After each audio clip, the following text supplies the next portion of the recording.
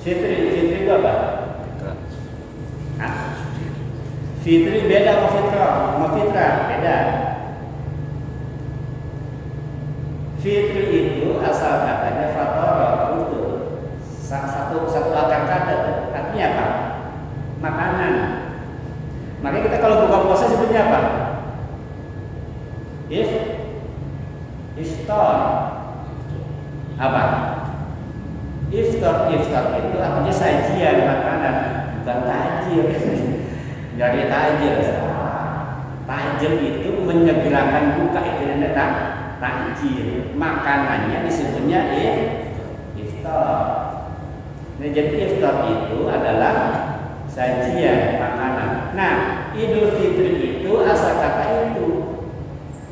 Fitri itu artinya apa? Makan. Makanya di dalam zakat itu nggak ada zakat fitrah sebenarnya. Coba cari hadis, ada nggak hadis zakat fitrah? Nggak ada. Adanya zakat fitri. Hadis kan jelas. Zakatul fitri tuhmatun lil masakin. Zakat fitri itu untuk makan orang miskin.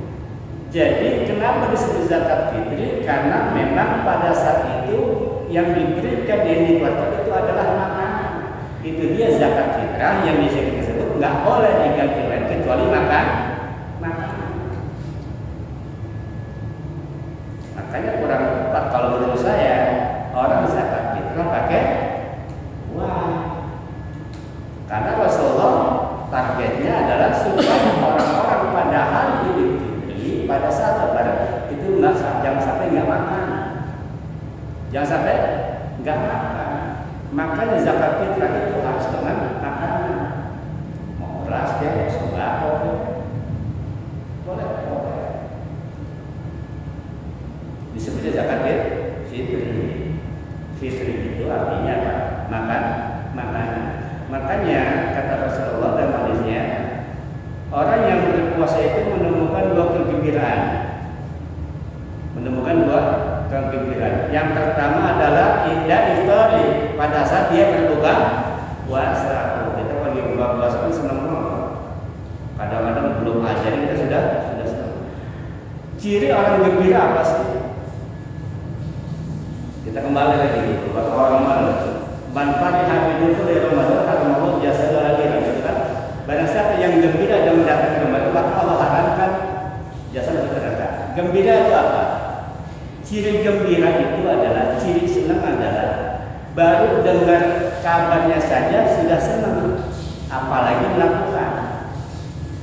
Contoh, misalkan Mas Dani di Kota Mas, saya hamil, bilang nggak? Udah lihat belum? Bini hamil.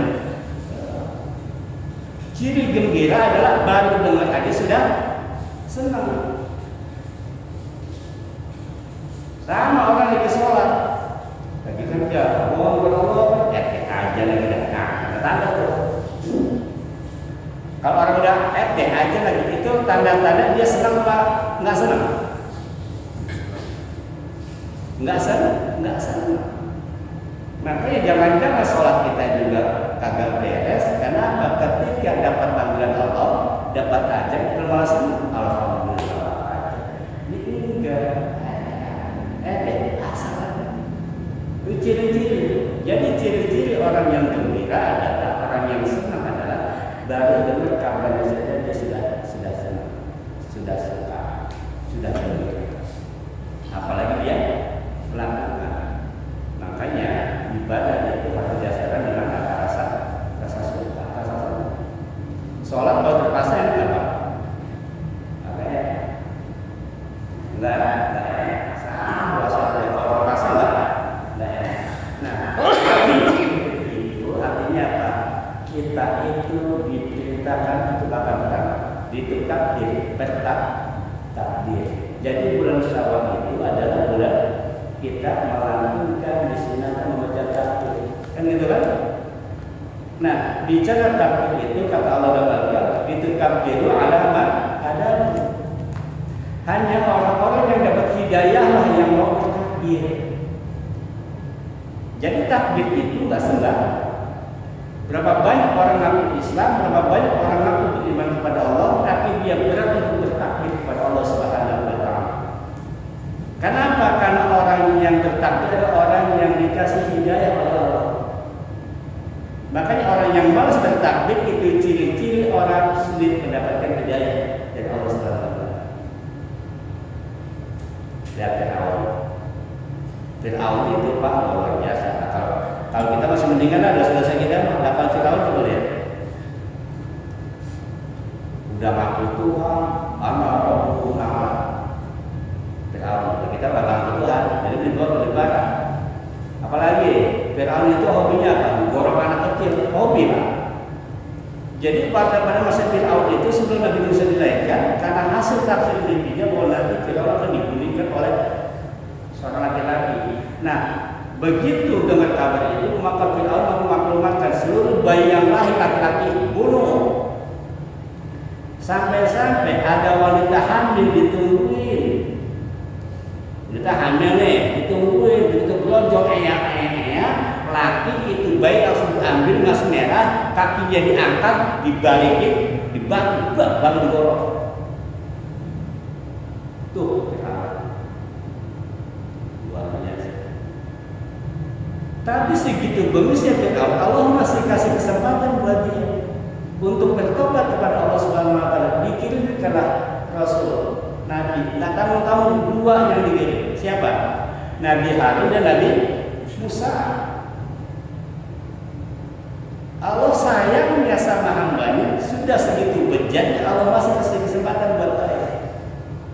Insya Allah kita mau bisa. Insya Allah sudah. Allah sudah kirimkan dua nabi ini tetap ada, bahkan dipesankan oleh Allah kepada Musa dan Harun, wa qulu qawlan layyinan, berkatalah dengan lembut, jangan ngomong kasar. Biar apa? Biar Fir'aun berubah. Tuh, dikasih apa? Mukjizat diperlihatkan, jadi ular berkawan, dibelah ke laut, tetap gak mau dia bertakbir kepada Allah Subhanahu wa taala. Kenapa? Allah masih kasih kesempatan, dia nggak mau berapa sombong dan aku jadi. Nah, orang-orang yang tidak bisa bertakbir itu tanda-tanda hidayah sesama. Maka beruntunglah kita yang kemarin, walaupun nggak takbir di Islam gini ya, tapi dia lisannya senantiasa bertakbir kepada Allah Subhanahu wa taala. Karena takbir tadi dia membesarkan Allah. Nah, pada Idul Fitri kemarin Rasulullah apa? Senang, gembira. Nggak ada lebaran dan orang yang sedih. Jangankan orang-orang yang puasa, yang nggak puasa aja senang. Bocah kecil puasa kagak, tapi senang nggak? Senang. Semua pada hari itu, pada hari Idul Fitri Allah kasih kenikmatan yang banyak. Di rumah yang nggak biasa ada kue asal ada kue. Nah, salah satu kiranya kalian korban isi Gina, hati sama. Allah kasih kenikmatan yang banyak pada bulan pada tanggal 1 Syawal. Nah, pada saat itulah Allah memerintah kita untuk bertakbir kepada Allah Subhanahu wa taala sebagai ungkapan rasa syukur atas nikmat yang telah Allah berikan. Gembiranya orang yang berpuasa. 1 Syawal disunahkan adalah kita bertakbir, bersyukur atas apa yang sudah Allah berikan kepada kita. Nah, kemudian pada Idul Fitri itu kembali artinya kembali fitri artinya makanan. Ulama itu mendapat bahwa yang disebut Idul Fitri adalah kembali makan. Kok kembali makan? Kan selama 1 bulan kemarin kita nggak makan, nggak sarapan, futur. Kita nggak sarapan. Pada 1 Syawal itu harus makan dulu, sarapan dulu. Makanya sunnah sholat Id itu sarapan dulu sebelum berangkat sholat Id. Biar membedakan antara Ramadan dan 1 Syawal. Beda Idul Adha. Kalau Idul Adha kita nggak boleh sarapan dulu sebelum selesai sholat Idul Adha. Nah, itu sunnah tuh. Jadi yang kemarin udah terlanjur puasa ya sudah, besok Idul Adha baru habis subuh jangan makan, jangan minum. Nanti